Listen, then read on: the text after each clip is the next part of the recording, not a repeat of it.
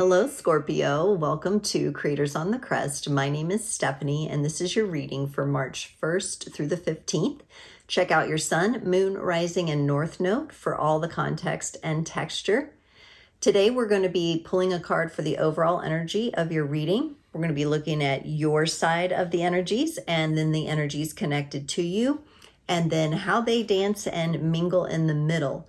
Do keep in mind this is a general reading, so take only what resonates and leave the rest. If you're interested in a personal reading, I have the link in the description below. You can also find me on Instagram, TikTok, and Facebook at Creators on the Crest.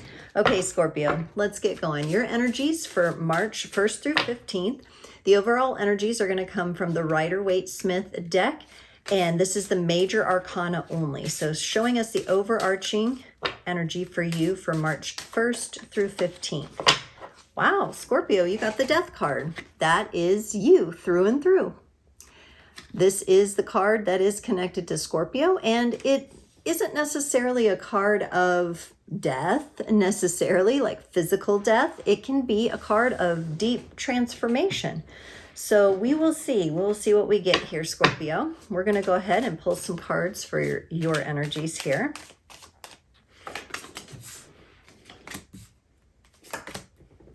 Okay. For the energies connected to you.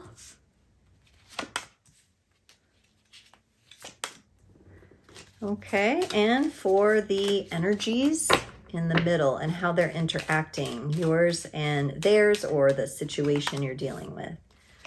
Okay, all right. So Scorpio, on your side, you got the Two of Swords, the Nine of Cups, and the Queen of Cups.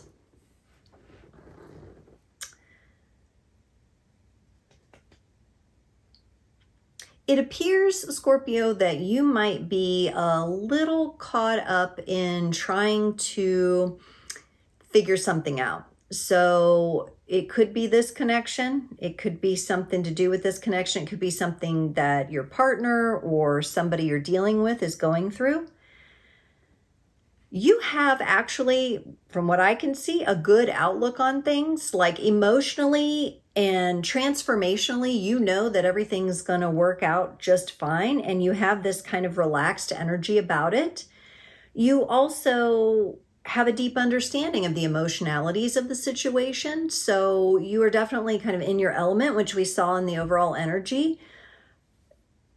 I don't know how the other person's doing with this. They got the Tower, the Lovers, and the High Priestess. On the surface, this may look like a really tough time for this person or this company, this situation. I'm getting more of the feel of a person. Like something kind of blew up their world or transformed or transmuted their world, but out from under them, like they weren't expecting it. They do have their focus on partnership. They do have their focus on connecting to their spiritual nature, which is really nice to see. So we'll have to clarify with that Tower coming in for them, but it looks to me to be a good Tower in the sense of it's moving them into love and spirituality and the evolution of themselves, which is really nice. In the middle, we have the Wheel of Fortune and the Queen of Swords. So a lot of change going on, probably around mental aspects, or a lot of change around the way the two of you are communicating. And we'll get some clarifiers here, but it seems like the flow of communication between the two of you is either changing or due for a change. So let's start clarifying here, Scorpio, and get more information. Let's look at the Two of Swords on your side. This is a bit of a card of maybe indecision, a bit of a blockage of some kind. So let's see what's going on there. Looks like you're going to make it through whatever this slight crossroads is for you, or what has you kind of tied up in your mind. You get the Page of Wands, the Knight of Swords, and the Judgment card. So you're keeping your passion in mind. You're keeping your gifts, your talents, your abilities, your desires in mind. You're moving toward those desires with ferocity and a lot of energy, which is very beautiful to see. And it seems like all the while you're shedding karmic energies, like of the past, of old versions of yourself, of mistakes, issues from the past. It really appears you're letting go of that. You're answering to all of that, meaning that you've taken accountability for all of the things, but you're releasing it at the same time. You might have got a little stuck up on some of those energies. That might have been this Two of Swords here, like, ooch, you know. At the same time, though, I see you coming out of it. Okay, let's look at this Nine of Cups, this beautiful Nine of Cups energy. For the Nine of Cups, you get the World, the Two of Swords, and the King of Pentacles. Yes, you are really, from your heart of hearts, attempting to bring yourself into a new way of being where you're much more stable, you're much more solid in your energies, you're bringing an end to any confusion in your mind about who you are and what you came here to do. From this layout here, I get that this is a very purpose-filled energy that is driving you, and you are moving out of the old cycles of not being who you are and not living the life you came to live. You are saying no more to anything that would have you stepping away from your purpose and your power and your passion.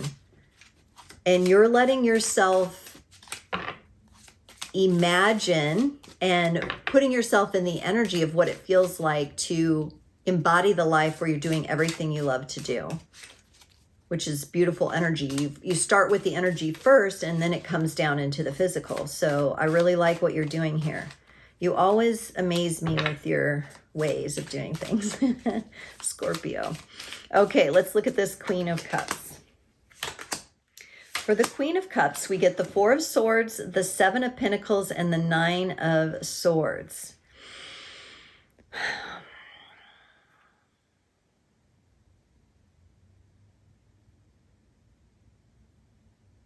This feels like an energy of perhaps some bad news to do with your health or your physical body. Now, I say bad news, take it with a grain of salt, because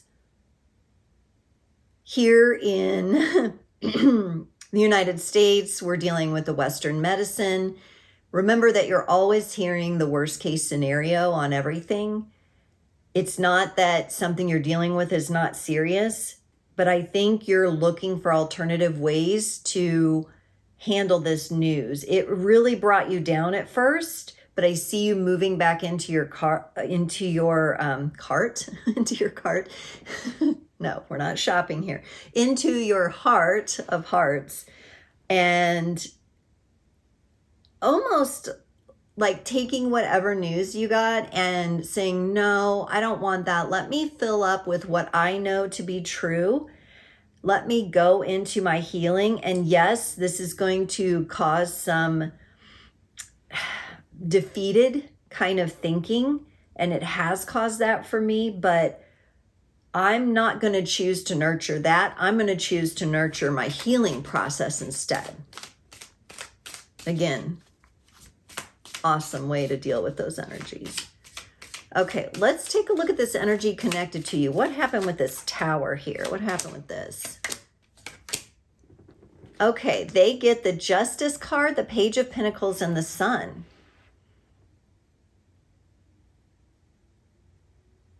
Wow. Okay. Now, remember we had the overall energy of death in this reading. This could have been the death of a sudden death of one of their family members or someone that they knew that has propelled them into that. Maybe they were given something, left an inheritance. They received something legally speaking that has given them a new vision. They are looking to be wise and be smart. They're very much looking at what they've received from this unexpected maybe tragedy. Could have been an accident or something like that. But now they're receiving something, and they're really wanting to put it toward things that make them happy, their family, their loved ones. I feel this real energy of I want to do right for myself and for the people I care about and for the world for that matter. They are expressing it as more of an outward energy as well. And they were, whatever this was, they were due this. It could have been a legal matter that's been resolved. It could have been a divorce and everything got equaled out and everybody got what they deserved and what they needed. And it could have been like a loss of a family member, an inheritance, something came through. But there's a real effort to nurture that and to maybe handle that income, that resource, that money differently than they have in the past. Okay, let's look at this Lovers.